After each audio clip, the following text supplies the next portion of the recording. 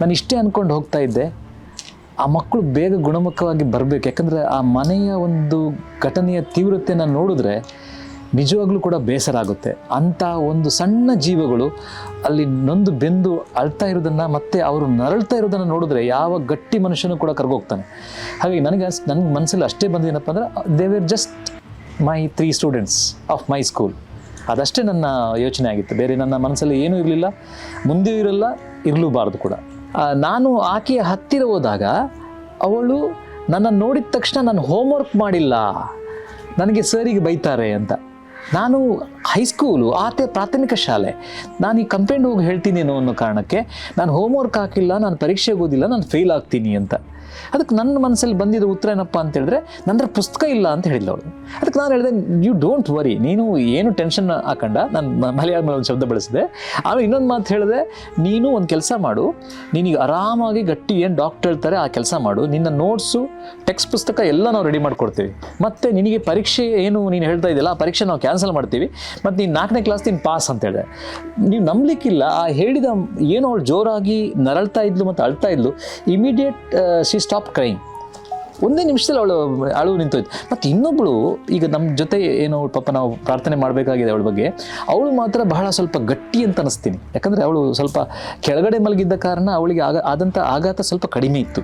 ಆ ಕಾರಣಕ್ಕೆ ಅವಳು ಸ್ವಲ್ಪ ಅತ್ಲು, ಬಟ್ ಅವಳು ಏನು ನಂದು ಏನು ಮಾತಾಡಲಿಲ್ಲ. ಬಟ್ ನಾನು ಇಷ್ಟೇ ಕೈಯಲ್ಲಿ ಈಗ ಮಾಡಿದೆ, ಏನು ತಲೆಬಿಸಿ ಮಾಡಬೇಡ, ನಾವು ನಿಮಗೆ ಪ್ರೇ ಮಾಡ್ತೀವಿ, ದುವಾ ಮಾಡ್ತೀವಿ ಅಂತ ಹೇಳಿದಾಗ ಅವಳು ಕೂಡ ಸಣ್ಣ ಕಣ್ಣಿನ ಹನಿ ಬರುವುದು ಅಲ್ಲಿಗೆ ನಿಂತಿತ್ತು. ಇದು ನನ್ನ ಒಂದು ಅನುಭವ. ಹಾಗಾಗಿ ನಾನು 3 ಮಕ್ಕಳನ್ನು ಬಹಳ ಆತ್ಮೀಯವಾಗಿ ಇರಲಿಕ್ಕೆ, ಹೋಗಲಿಕ್ಕೆ, ಅವರು ಬರಬೇಕು ಅನ್ನೋ ಕಾರಣಕ್ಕೆ ನಾನು ನನ್ನ ಒಂದು ಪ್ರಯತ್ನ ಮಾಡಿದ್ದೇನೆ ಅಂತ ಅಂದ್ಕೊಳ್ಳಿಕ್ಕೆ ಇಷ್ಟಪಡ್ತೇನೆ. ಶಾಲೆಯ ಸಮಯದ ಒಳಗಡೆ ನನಗೆ ಹೋಗೋಕೆ ಆಗ್ತಿರ್ಲಿಲ್ಲ. ನನ್ನ ಪಾಠ ಪಠ್ಯಗಳು ಮತ್ತು ಕಚೇರಿ ಕೆಲಸದ ಸ್ವಲ್ಪ ಒತ್ತಡದಲ್ಲಿ ಆಗಲಿಲ್ಲ. ಆರಂಭದ ಒಂದು ದಿನ ಭಾನುವಾರ ದಿವಸ ಬೆಳಿಗ್ಗೆ ಹೋದೆ, ಆಮೇಲೆ ಸೋಮವಾರ ದಿವಸ ಮತ್ತೆ ಬೆಳಿಗ್ಗೆ ಹೋದೆ. ಬೆಳಿಗ್ಗೆ ಹೋಗಿ ಒಂದು ಅರ್ಧ ಗಂಟೆ ಇದ್ದೆ, ಸ್ವಲ್ಪ ಮಾತಾಡ್ತಾ ಇದ್ದಾರೆ ಅಂತೇಳಿ ತಿಳಿ ಬಂತಲ್ಲ, ಅದರಿಂದ ನಾನು ವಾಪಸ್ ಹೋದೆ. ಅದು ನನಗೆ ನೋಡ್ಲಿಕ್ಕೆ ಸಿಕ್ಕಿರಲಿಲ್ಲ. ಸಾಯಂಕಾಲ ನನಗೆ ನೋಡಲಿಕ್ಕೆ ಸಿಕ್ಕಿತ್ತು. ಆ ನೋಡಲಿಕ್ಕೆ ಸಿಕ್ಕಾಗ ಆ ಮಕ್ಕಳ ಜೊತೆ ಮಾತಾಡೋ ಒಂದು ಅವಕಾಶ ಸಿಕ್ಕಿತ್ತು ನನಗೆ. ಆ ಅವಕಾಶ ಸಿಕ್ಕಾಗ ಅವರು ನನ್ನ ಮಾತಾಡಿ ಎಲ್ಲೋ ಒಂದು ಕಡೆ ಮನಸ್ಸಿಗೊಂದು ನೆಮ್ಮದಿಯನ್ನು, ಯಾಕಂದರೆ ನಾನು ಒಬ್ಬ ಶಾಲೆಯಿಂದ ಒಬ್ಬ ರಾಯಭಾರಿಯಾಗಿ ಹೋಗಿದ್ದೆ, ಮತ್ತು ನನಗೆ ಅನಿಸಿತ್ತು ಸಾಯಂಕಾಲ 4:15 ಗಂಟೆ ನಮ್ಮ ಸ್ಕೂಲ್ ಬಿಡ್ತದೆ. 4:15ಯಿಂದ ನೇರವಾಗಿ ನನ್ನ ಗಾಡಿ ಪಾರ್ಕ್ ಮಾಡಿ ಸೀದಾ ICU ಕಡೆಗೆ ನನ್ನ ದೃಷ್ಟಿಕೋನ ಇತ್ತು. ಬೇರೆ ಮನೆ ಕಡೆ ಯೋಚನೆ ನಿಜವಾಗಿಯೂ ಇರಲಿಲ್ಲ ಆ ಸಮಯಗಳಲ್ಲಿ. ಯಾಕಂದರೆ ಇದು ಭಾನುವಾರ ಆಗಿತ್ತು. ನನಗೆ ಸುಮಾರು 10 ಗಂಟೆಗೆ ಇಲಾಖೆಯಿಂದ ಒಂದು ಕಾಲ್ ಬಂತು, BO ಸರಿಂದ, ನಿಮ್ಮ ಏರಿಯಾದಲ್ಲಿ ಒಂದು ಆಗಿದೆ ಅಂತೆ, ನೋಡಪ್ಪ ನಿಮ್ಮದೇ ಸ್ಕೂಲ, ಕನ್ಫರ್ಮ್ ಮಾಡಪ್ಪ ಅಂಥೇಳಿ. ಆ ಕನ್ಫರ್ಮ್ ಮಾಡೋಕ್ಕೆ ನಂಗೆ ಸ್ವಲ್ಪ ಸಮಯ ಬೇಕಾಯಿತು. ಯಾಕಂದರೆ ಯಾರೂ ಕೂಡ ಎಲ್ಲಾಗಿದೆ ಎಂಬ ಮಾಹಿತಿ ಇಲ್ಲ, ಯಾವುದೇ ಮಾಧ್ಯಮಗಳಲ್ಲಿ ಅದು ಬಿತ್ತರಣೆ ಆಗಿಲ್ಲ. ಕೇವಲ ಫೋನ್ ಮೂಲಕ ಕಲ್ಕಟ್ಟ ಶಾಲೆ ಅಂತ ಹೇಳಿಬಿಟ್ರು. ನಾನು ಕಲ್ಕಟ್ಟ ಶಾಲೆ ಆದರೂ ಒಂದು ಸಣ್ಣ ವರಿ ಕಾಣ್ತಾ ಇತ್ತು. ಯಾಕಂದರೆ ಮಕ್ಕಳೇ, ಯಾರ ಮಕ್ಕಳು, ನಮ್ಮ ಮಕ್ಕಳು, ಅವಳ ಮಕ್ಕಳು ಅಂತ ಪ್ರಶ್ನೆ ಅಲ್ಲ ಅಲ್ಲಿ. ಆದರೂ ನಾನು ಮತ್ತೆ ಮುಂದುವರೆದು ಹೋಗಬೇಕಾದ್ರೆ ಪ್ರಾಥಮಿಕ ಶಾಲೆಯ ನಮ್ಮ ಮುಖ್ಯ ಶಿಕ್ಷಕರಾದ ಪ್ರಮೇಣ ಮೇಡಮ್ ಅವ್ರು ಫೋನ್ ಮಾಡಿ ಹೇಳಿದರು, ಇಲ್ಲ ಸರ್, ಮೊಂಟೆಪದ ಶಾಲೆದ ಪೊಣ್ಣುಲೆ ಅಂತ ಹೇಳಿದರು. ಮೊಂಟೆಪದ ಶಾಲೆದ ಪೊಣ್ಣುಲೆ, ಅದರಲ್ಲೂ ಕೂಡ ಹೈಸ್ಕೂಲ್ದ ಪೊಣ್ಣುಲ ಉಲ್ಲಾಲು ಅಂತ ಹೇಳಬೇಕಾದ್ರೆ ನನಗೆ ದಿಗ್ಭ್ರಾಂತನಾದೆ. ಇಮಿಡಿಯೇಟ್ ನಾನು ಗಾಡಿ ಸ್ಟಾರ್ಟ್ ಮಾಡಿ ಐ ಕೇಮ್ ಹರಿಲಿ to the KS Hegde hospital. ಅಲ್ಲಿ ನನಗೆ ಗೊತ್ತಾಯಿತು, ಅಲ್ಲಿ 3 ಜನ ಕೂಡ KPSC ಮೊಂಟೆಪದುವಿನ 4, 7 ಮತ್ತು 9ನೇ ತರಗತಿಯ ವಿದ್ಯಾರ್ಥಿಗಳು ಅಂತೇಳಿ. ಆಗ ನನಗೆ ಕಂಡು ಬಂದಾಗ ಬಹಳ ದೊಡ್ಡ ಆಘಾತ ಆಯಿತು. ತಕ್ಷಣ ನಾನು ನಮ್ಮ ಮೇಲಾಧಿಕಾರಿಯಾದ ಶ್ರೀ ಮಂಜುನಾಥ BO ಸರ್ಗೆ ಅವರಿಗೆ ನಾನು ವಿಷಯ ತಿಳಿಸಲ್ಪಟ್ಟೆ. ಮತ್ತು ನಮ್ಮ ಇತರ ಸ್ನೇಹಿತರಿಗೆ, ನಮ್ಮ DDPI ಸರ್ಗೆ ಅವರಿಗೆಲ್ಲ ಮಾಹಿತಿಯನ್ನು ಕೊಟ್ಟೆ ನಾನು. ಯಾಕಂದರೆ ನಮ್ಮ ಶಾಲೆಯಲ್ಲಿ ಆದ ಘಟನೆಯಲ್ಲ, ಶಾಲೆಯ ಹೊರಗಡೆ ಆದ ಘಟನೆ. ಆದರೆ ಅವರು ನನ್ನ ಸ್ಟೂಡೆಂಟ್ಸ್ ಆಗಿದ್ದರು, ಮೊಂಟೆಪದ ಸ್ಟೂಡೆಂಟ್ಸ್ ಆಗಿದ್ದು. ಅದು ಮಾತ್ರ ನಮ್ಮ ಕಾಳಜಿ ಕನಸನಾಗಿತ್ತು. ಹೋಗಿ ನೋಡಿದಾಗ ಅದು ಬಹಳ ಬೇಜಾರು ಮತ್ತು ಬೇಸರ ತರುವಂಥ ಮತ್ತು ಭಯ ಪಡುವಂಥ ಒಂದು ಸ್ಥಿತಿಯಾಗಿತ್ತು ಅಂಥೇಳಿ ನಾನು ಹೇಳಕ್ಕೆ ಇಷ್ಟಪಡ್ತೇನೆ. ನನಗೆ ಸಾಯಂಕಾಲ ನಾನು ಆಗೋದೇ ಇಷ್ಟೇ ಕಾಯ್ತಾ ಇದ್ದೆ. ಯಾಕಂದರೆ ನನಗೆ ಒಂದು ಸಲ ನೋಡಬೇಕು ಅವರನ್ನು, ಅವರು ಹೇಗಿದ್ದಾರಂತ ಮಾತಾಡಬೇಕು. ಯಾಕಂದರೆ ಪ್ರಥಮ ದಿನಗಳಲ್ಲಿ ತಂದೆ ಇರಲಿಲ್ಲ ಅಲ್ಲಿ.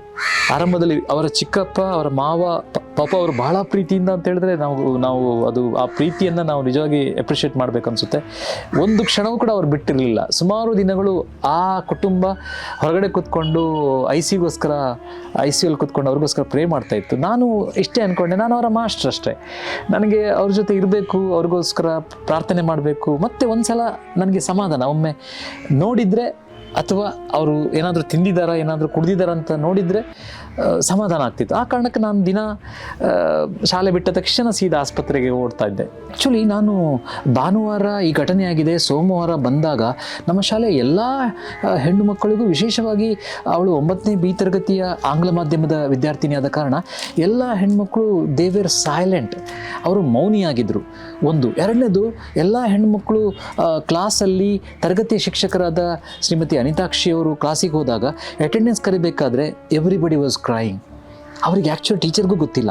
ಆಮೇಲೆ ಕಂಡು ಬಂತು ಹೀಗೆ ಈ ತರಗತಿಯ ಈ ವಿದ್ಯಾರ್ಥಿ ನನ್ನ ಸ್ನೇಹಿತೆ ಈ ರೀತಿ ಆಗಿದ್ದಾಳಂತಾಗಿ. ಹಾಗಾಗಿ ಯಾರೂ ಕೂಡ ಪಾಠ ಕೇಳಲಿಲ್ಲ, ಯಾರೂ ಕೂಡ they were not concentrating at all.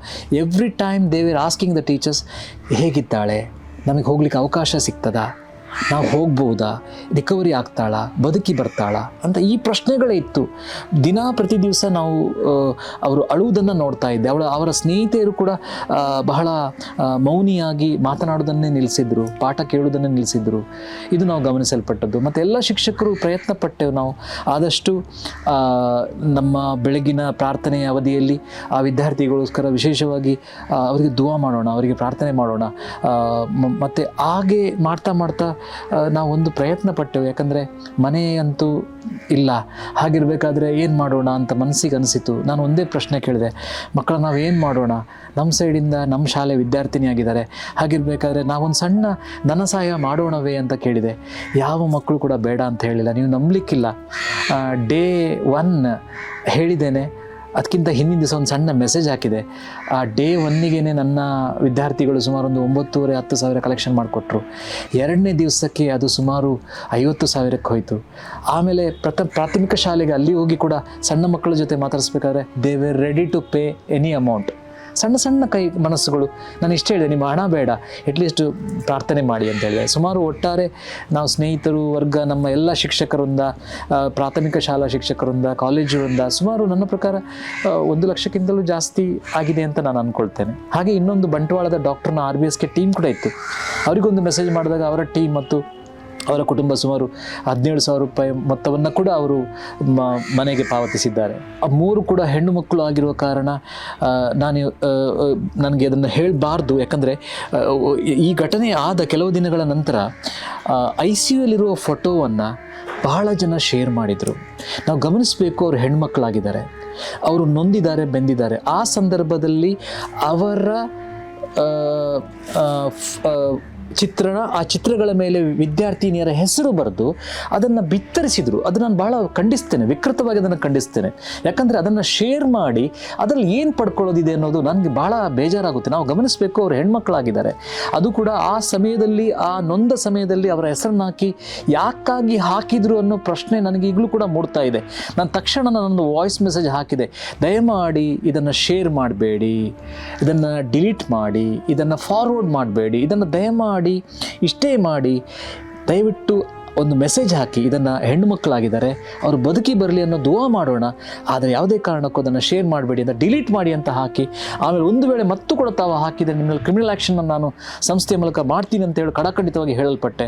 ಅದು ಸುಮಾರು ಕಡೆ ಹೇಳಲ್ಪಟ್ಟೆ. ಯಾಕಂದರೆ ಅದು ನನಗೆ ಭಾಳ ಬೇಜಾರಾಯಿತು. ಯಾಕಂದರೆ ಆ ಸ್ಥಿತಿಯನ್ನು ಯಾವುದೇ ಕಾರಣಕ್ಕೂ ನಾವು ಹೇಳಬಾರ್ದು, ಅದನ್ನು ತೋರಿಸಬಾರ್ದು. ಆದರೆ ನಾನು ನಿಮ್ಮ ಮಾತಿಗೆ ನಾನು ಹೇಳೋಕ್ಕೆ ಇಷ್ಟಪಡ್ತೇನೆ. ನಾನು ಗಮನಿಸಿದಾಗ ಮೂವರ ಮುಖ ಕೂಡ ಸಂಪೂರ್ಣವಾಗಿ ಕರಕಲಾಗಿತ್ತು, ಸಂಪೂರ್ಣವಾಗಿ ಬೆಂದು ಹೋಗಿತ್ತು, ಮತ್ತು ದೇಹದ ಇತರ ಭಾಗಗಳು ಕೂಡ ತುಂಬ ಡ್ಯಾಮೇಜ್ ಆಗಿದ್ವು. ಹಾಗಾಗಿ ಅವರು ಯಾವುದೇ ಕಾರಣಕ್ಕೂ ಫುಲ್ ಬ್ಯಾಂಡೇಜ್ ಆಗಿತ್ತು, ಮತ್ತು ಮುಖ ಕರಕಲಾದ ಕಾರಣ ನಾನು ಅದನ್ನು ಹೇಳಕ್ಕೆ ಬರ್ತಾ ಇಲ್ಲ. ಯಾಕಂದರೆ ಒಂದು ಹೆಣ್ಮಕ್ಳು ಮತ್ತು ನಾವು ಒಂದು ಭಾವಜೀವಿಯನ್ನು ನಾವು ಸ್ವಲ್ಪ ಯೋಚನೆ ಮಾಡಬೇಕಾಗುತ್ತೆ. ಆ ಕಾರಣಕ್ಕೆ ಕೇವಲ 60% ಆಂತರಿಕ ಆರ್ಗನ್ಗಳು, ಒಳಗಿನ ದೇಹದ ಅಂಗಾಂಗಗಳು ಸುಟ್ಟಿದೆ. ಎಲ್ಲೋ ಒಂದು ಕಡೆ ಮಿಥೇನ ಅಥವಾ ಕಾರ್ಬನ್ ಮೊನಾಕ್ಸೈಡ್ ಅಂತ ಏನು ಹೇಳ್ತಾರೆ, ಆ ಗ್ಯಾಸ್ಗಳು ಒಳಗಡೆ ಹೋದ ಕಾರಣ ಡಾಕ್ಟ್ರು 21 ದಿನ ಸಮಯ ಬೇಕು ಒಂದು ರಿಕವರಿ ಆಗಲಿಕ್ಕೆ ಅಂತ ಹೇಳಿದರು. ನಮ್ಮ ಕಾರ್ಯಕ್ರಮಗಳನ್ನು ನೀವು ನೋಡ್ತಾ ಇದ್ರೆ ನಮ್ಮ ಚಾನೆಲ್ ಅನ್ನ ಸಬ್ಸ್ಕ್ರೈಬ್ ಮಾಡಿ, ಪಕ್ಕದ ಬೆಲ್ ಐಕನ್ ಒತ್ತಿ ನಮ್ಮನ್ನ ಬೆಂಬಲಿಸಿ. ಹಾಗೆ ನಮ್ಮ ಕಾರ್ಯಕ್ರಮಗಳನ್ನ ಲೈಕ್ ಮಾಡಿ, ಕಮೆಂಟ್ ಮಾಡಿ, ಅದನ್ನ ಬೇರೆಯವರಿಗೂ ವಾಟ್ಸ್ಆಪ್ ಮೂಲಕ ಶೇರ್ ಮಾಡಿ.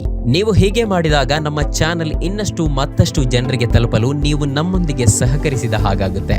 ಇದು ನೀವು ಯಾವುದೇ ಖರ್ಚಿಲ್ಲದೆ ಕೆಲವೇ ಸೆಕೆಂಡುಗಳಲ್ಲಿ ನೀಡಬಹುದಾದ ಸಹಕಾರ. ಧನ್ಯವಾದಗಳು.